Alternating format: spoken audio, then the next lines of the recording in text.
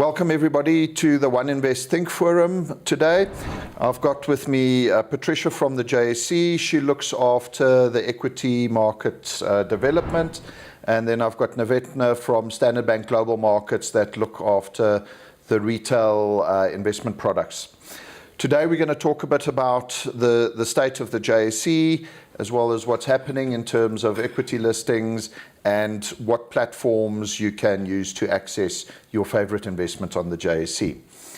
Patrycja, I'm going to start with you today. A lot of the talk is the decline of the listings and the market activity on the JSE.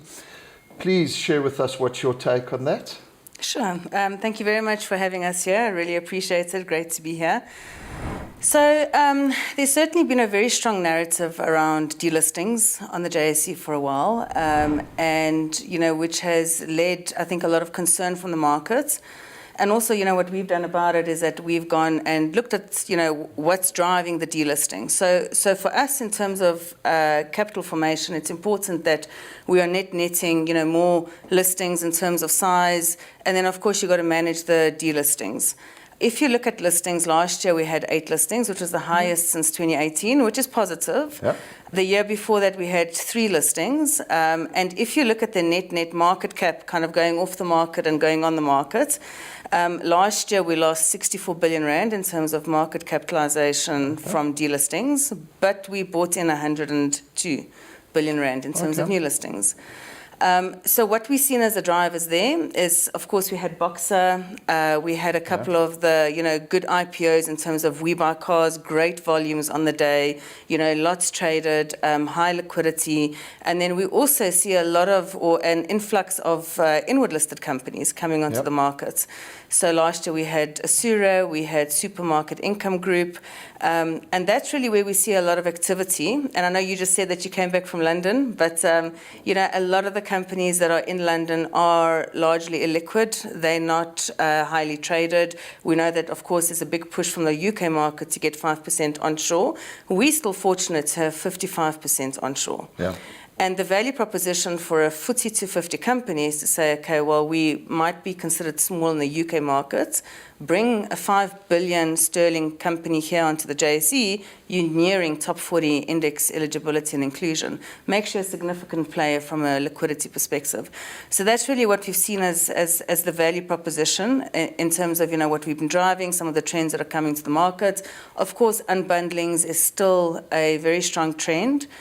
In terms of listings, and we saw that with transaction capital and, of course, the We Buy Cars, 8.8 billion that was raised through that listing. Again, great liquidity, on the day, and of course, we also see great liquidity coming out of that company going forward. So, from a delisting perspective, I think it's important just to kind of contextualize, what's been happening in the delisting space through our research. So maybe let me just speak to the numbers. If we look at 2023, in terms of delistings, 59 billion market cap went off the market, which equated to 23 companies. Mm-hmm.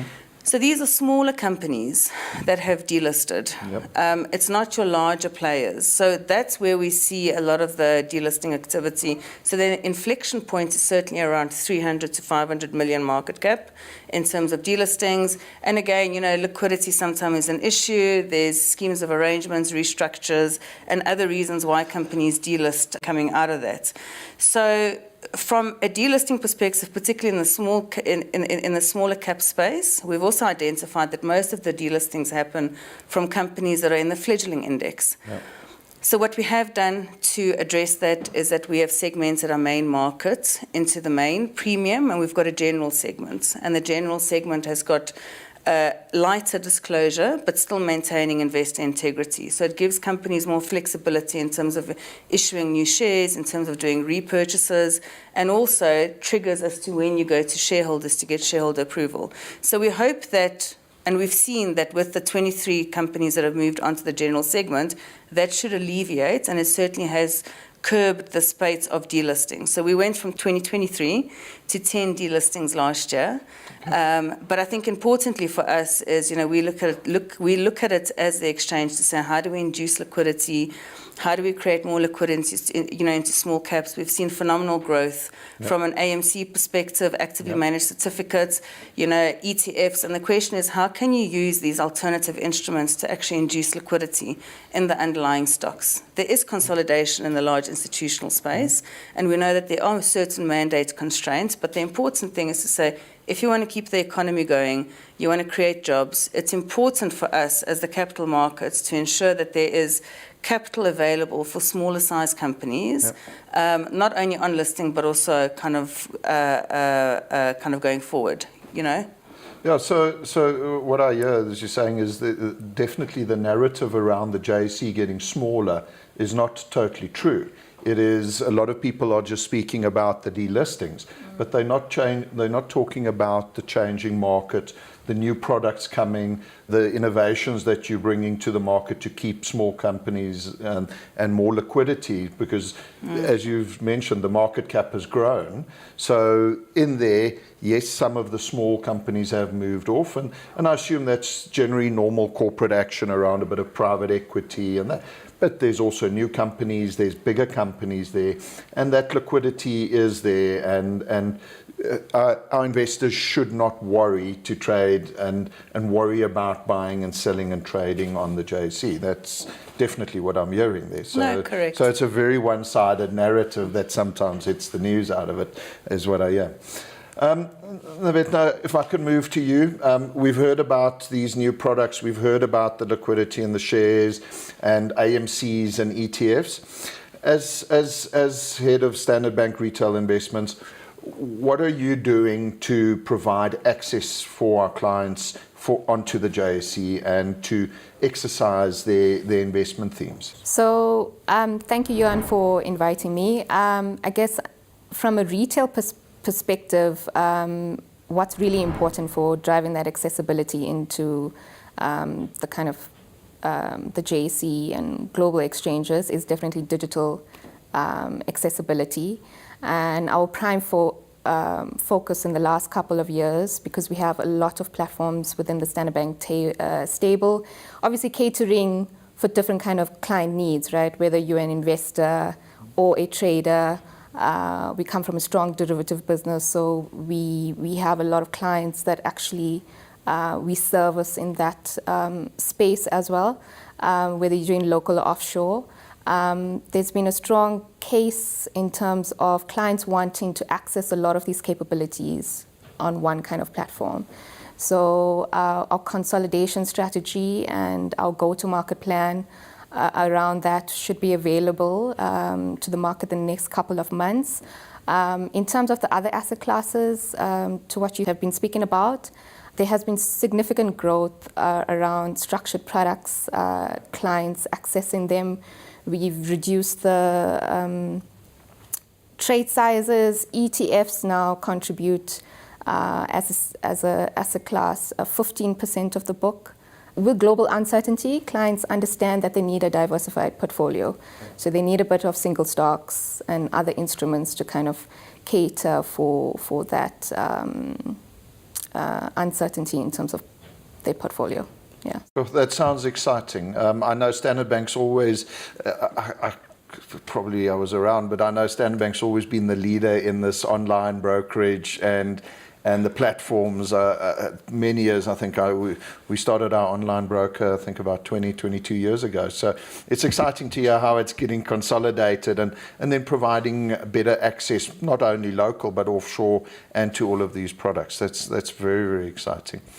Patrycja, in terms of this developments around the JSE and the liquidity, and we've now heard that there's equities delisting and there's new listings and that.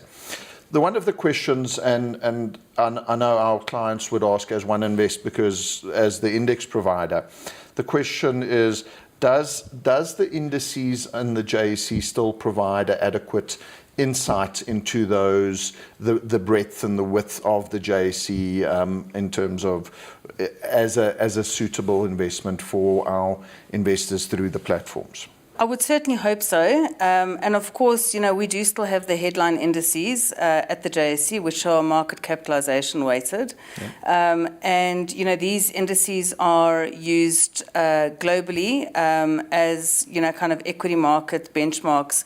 So what we look at, or what we have at the JSE is, of course, the JSE all-share index, which really comprises and is designed to look at 99% of the market. Yeah. And then, of course, you've got your more tradable indices, sector-specific indices. Again, our indices team, I know that there's been some developments around the property index where there's been certain changes. As and when the need comes from our institutional clients, the team really do cater for any changes in those headline indices and, of course, the further sector indices. Yeah, no, definitely, and I know at One Invest we track this quite closely, given that's part of our business, and I know there's been changes to the SWIX index and the top 40 and yes. Some consolidations there, and I know the property. So yeah, we're keenly watching the space as the market evolves and actually just improves accessibility and investment criteria for. Nivedna, the ETFs and that, in your plans for when, and as you're now redeveloping your platforms and that, would the ETFs still be there and local and foreign ETFs and would the clients still have access to all of these and the growth? Yeah, no, most definitely. All of the JSE ETFs will be available. All of the other kind of instruments, the AMCs, anything listed on exchange will be available to the client, and also accessing offshore markets as well. So yeah, the full ecosystem should be available to clients. We're also driving a lot of education that supports the strategy. I think clients get overwhelmed with the amount of buffet of ETFs. And kind of AMCs, and there's actively managed ETFs as well. So it's also educate the clients a bit more to understand what's the differentiation. A lot of clients in the retail space buy thematic, and so that's also a part of the strategy besides the digital accessibility. Okay. No, it sounds all exciting, and then this accessibility would be available through online and mobile and web, mobile, supporting however you prefer. We also have the platform will be the consolidated platform is also accessible to non-standard bank clients as well, right? Yes. So that also gives us that opportunity to capture a lot of the retail market.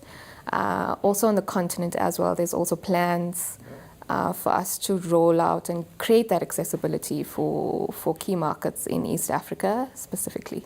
That's really a great development, both insofar as opening up this platform to not only standard bank clients, but so you don't have to be a standard bank client to access all of this great functionality and then expanding into the continent. I think that's very, very exciting, because I know a lot of One Invest clients are not necessarily standard bank clients. So it means you've got best of both worlds and getting the benefit of a large group's technology capabilities and that without even having to be a standard bank client. So I think that's very exciting.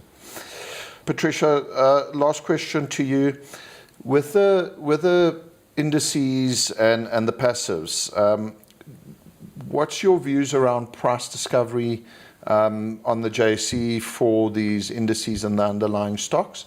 And do you see some systematic risk that indexes, and as the index funds grow larger, to the JSE? Because I know a good example is in the US market, the indices are the most traded stocks. They actually trade more than the underlying stocks. So do we see that happening in the JSE, and do you foresee any risks in that?